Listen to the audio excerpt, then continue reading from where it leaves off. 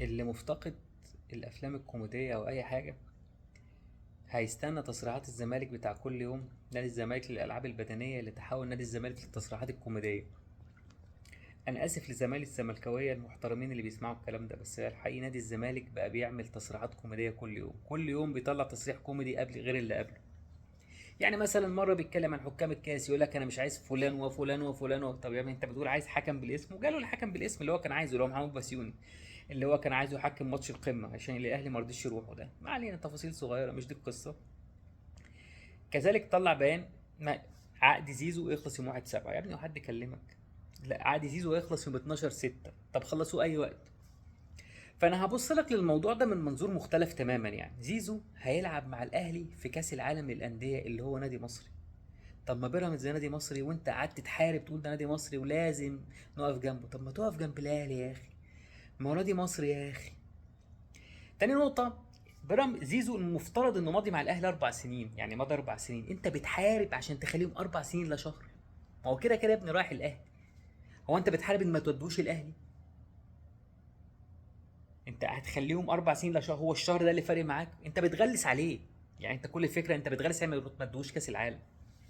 عشان نفهم بس القصة دي، بس عايزين نشرح نقطة. في اي حتة في العالم العقد بيتكتب، العقد ينتهي يوم 30/6 اللي هو نهاية الموسم، فبيتكتب بالنص 30/6. احنا عندنا في مصر عشان الموسم ما بيخلصش 30/6 استثناء السنة دي اللي هو الاستثناء، فنهاية الموسم عمرها ما كانت 30/6، بنخلص في 7. السنة اللي فاتت مخلصين 31/8 عشان نفتح القيد، وكنا دايما بناخد استثناء ان احنا نبدأ الموسم الجديد فنفتح القيد.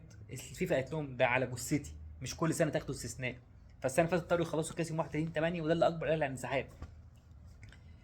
فالقصه عشان بس الكلام يبقى ايه، كان يبقى واضح بس في القصه دي كلها. فاحنا عندنا بنهايه الموسم ليه بقى مش نهايه، مش 30/6؟ لان لو الموسم كمل ل 7/8 زي ما بيحصل كل سنه، هيجي زيزو 30/6 يقول لك انا همشي لو العقد مكتوب كده. فالعقد مكتوب في نهايه الموسم. فاليو ديانج لا، مش مكتوب كده. الاهلي كاتب بند الاعاره تنتهي الاعاره في يوم 30/6. النادي السعودي عليه فلوس للاهلي وعليه فلوس للاعب، فلعب على الوتر ده لحد ما اللاعب ساب فلوسه عشان يلعب مع الاهلي كاس العالم للانديه. في ليفربول نفس القصه، مكتوب في العقد ينتهي يوم 30/6. والغلطه مش عليهم، الغلطه على الفيفا اللي النهارده عامل قيد استثنائي وما حطش قواعد القيد الاستثنائي ده كويس. يعني انا النهارده عامل قيد استثنائي من 1 ل 10/6. طب بند اللعيبه اللي عقودها هتخلص اللي انا هشتريها فري، اللي انا مثلا في يناير مضيته ويجي لي في 6، انت مش عامل البند ده واضح ليه؟ كان المفروض الفيفا يوضحها في البند القيد الاستثنائي. عموما ما علينا، زيزو ما لعبش كاس العالم. الاهلي عنده بدل الوينج 3 بدل الوينج 4. الاهلي عنده طاهر وحسين الشحات وتريزيجيه ومحمد واشرف بن شرقي ومحمد عبد الله.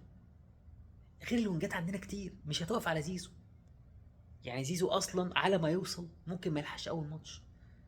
ده لو جه عادي بحرقه يوم 6/6 وصل 8/6 مش هيلحق ماتش باتشوكا الودي، ممكن اول ماتش ما يلعبش، ما يلحقش يتمرن لعيبه يلعب. فمش فارقه.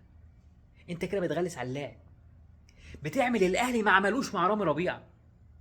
ومع كامل احترامي لزيزو، بس رامي ربيعه ده رامي ربيعه لعب ماتشات دولة اكتر من زيزو. رامي ربيعه في الاهلي من الالفينات، ده بقاله 15 سنه في الاهلي واحترف ورجع، ومن ساعه ما رجع من الاحتراف سنه 2015 الاهلي عالجه اكتر ما لعب، ومع ذلك الاهلي ما غلسش عليه ورايح مع العين يلعب كاس العالم.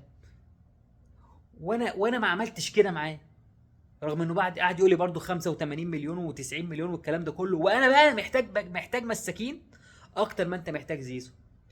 وسوق المحليه المساكين فيه ضايعين اكتر من، انما انما تقدر انت تشتري محترفين وتشتري ناس تعوض زيزو. انا محتاج رامي ربيعه اكتر ما انت محتاج زيزو، ومع ذلك انا ما غلستش عليه وما قلتش ما نهايه الموسم تنتهي بنهايه الرابطه يوم 12/6. كل سنه وانتم طيبين. وهنشجع الزمالك بكره قدام بيراميدز عشان بيراميدز خطر علينا كاهلي وكزمالك، ما ينفعش نسيبه يتوحش. كل سنه وانتم طيبين.